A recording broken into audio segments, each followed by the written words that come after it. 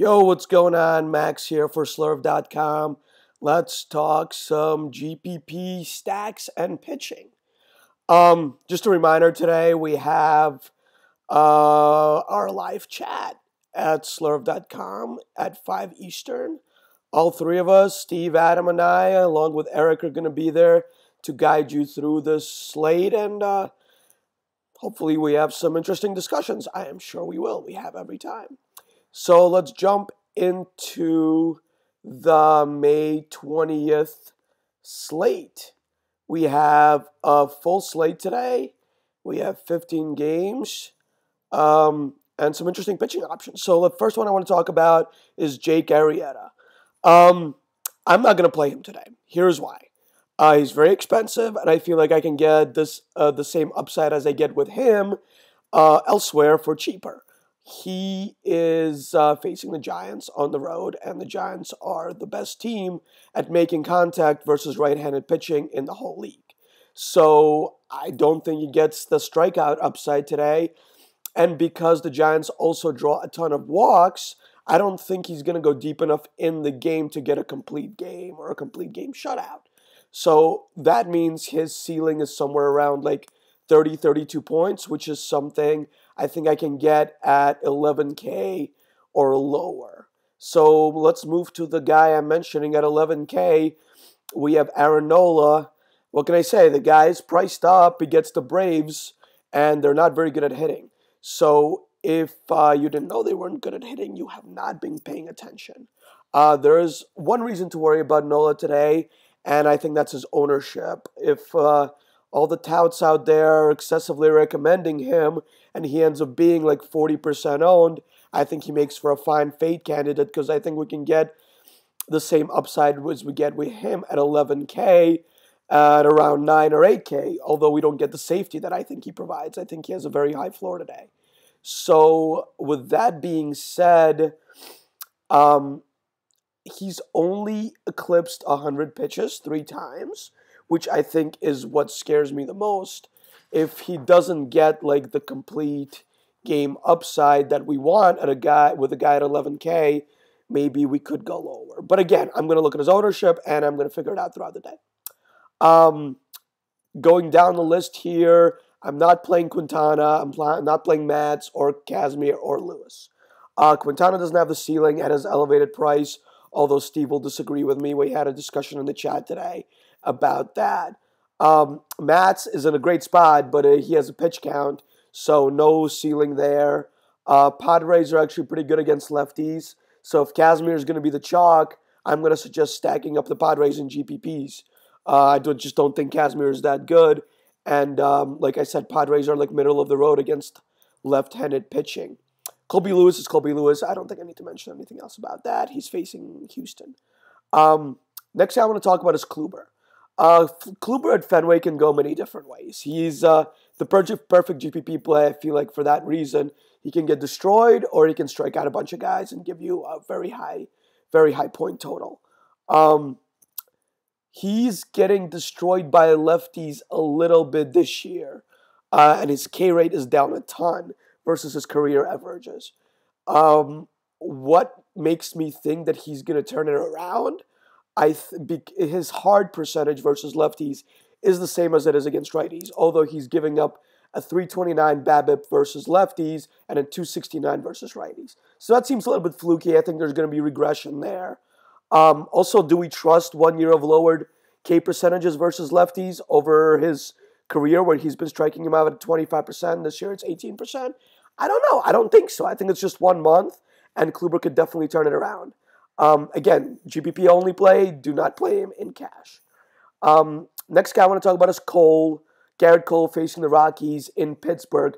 I feel like this can go one of two ways. He will be overowned due to his price and people thinking he's still an ace, which by the way he's not and hasn't been. Or he will be underowned due to the fact that Rockies put up a huge number of points on Waka last night, and Waka was overowned yesterday. I mean, I had no intention of playing him, but he was higher owned than I expected. So either way, I think if he's overowned, we fade him in GPPs. If we think he's not being touted enough, we play him. That's really the only way I want to go with Garrett Cole. I really want to touch quickly on Andrees. He's been highly owned last couple starts since he came back from the minors. To me, like I don't think he's a GPP play. He's only showed one season over 20% strikeout rate in the minors, and due to I think he is his stats are due for regression. He has like an insanely low ERA, and his FIP I think is somewhere in the high threes.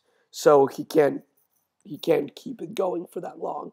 I also don't mind an under the radar Tiger stack, as I think they have upside against pretty much any pitcher who doesn't have good strikeout stuff, and Andrews definitely does not. I want to talk about two guys together, Carlos Martinez and Aaron Sanchez. I like both of the matchups. Sanchez more so as his numbers versus right-handers are elite, and Minnie just doesn't have many left-handed batters that scare you. However, if it looks like Sanchez will be highly owned, I really don't mind pivoting to Carlos Martinez. He's a ground ball pitcher, has 50% ground ball rate in every season, and he's better against righties, and he's pitching a good pitcher's park.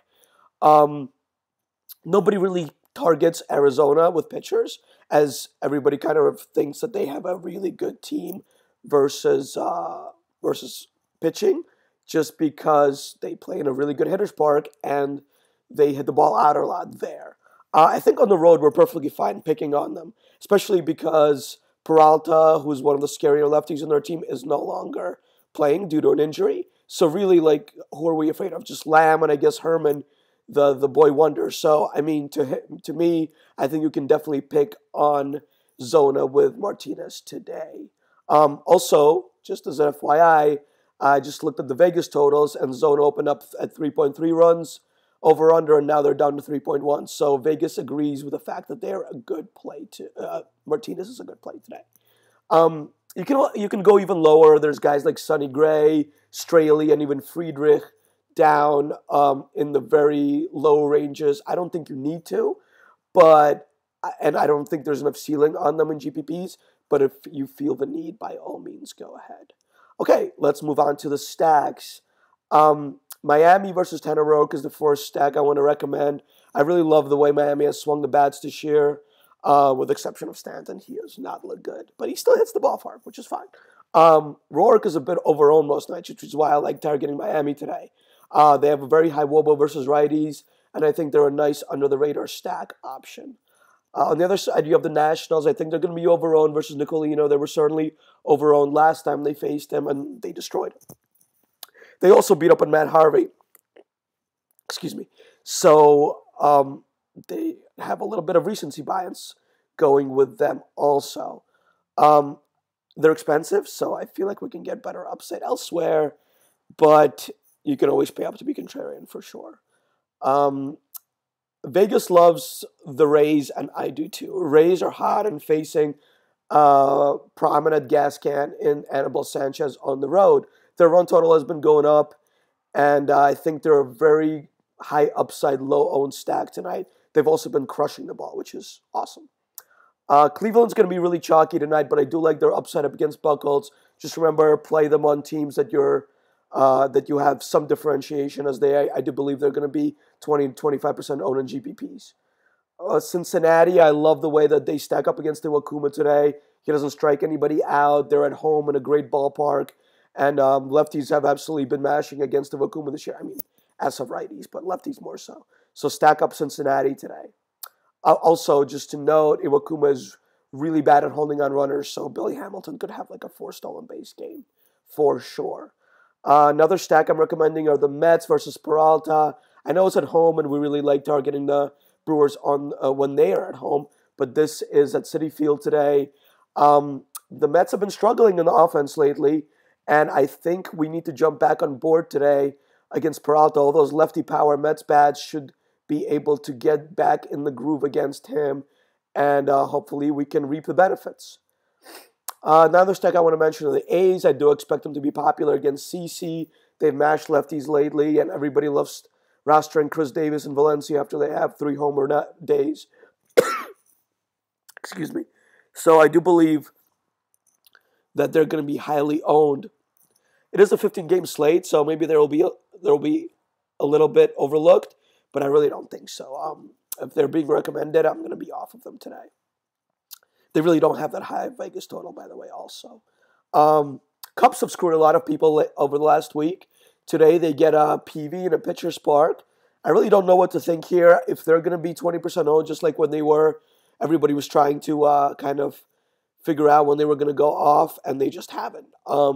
If they're under-owned, I think it's a great spot. If they're going to be over-owned, let's not touch them. We're going to discuss in the Slurv chat later on about ownership, so you guys will be able to get a better understanding there. The Angels have been hitting much better lately. They get Mike Wright at home today, and Trout has just absolutely been mashing, and he's been criminally under-owned. I know he's expensive, but when Trout is going off like this, he's literally the best player in the league, so you need to roster him if you want to make money. You compare him with guys like Calhoun and CJ Cron. They were really rated highly in my models due to the fact that they have been hitting the ball hard lately. So hopefully they will be able to hit it hard over the wall today. Last but not least, I'm going to give you the San Diego Padres. Like I mentioned earlier, I think Kazmir is going to be a very popular cash option today. Everyone loves picking on the Padres. The good thing is that he's not that good, and Padres are not that bad against left-handed pitchers. So whereas you might not want to stack them up completely, you can do like a really popular stack like Cleveland. Pick a couple of Padres bats that you think have good upside, pair them with pitching, and you got yourself a very nice upside team.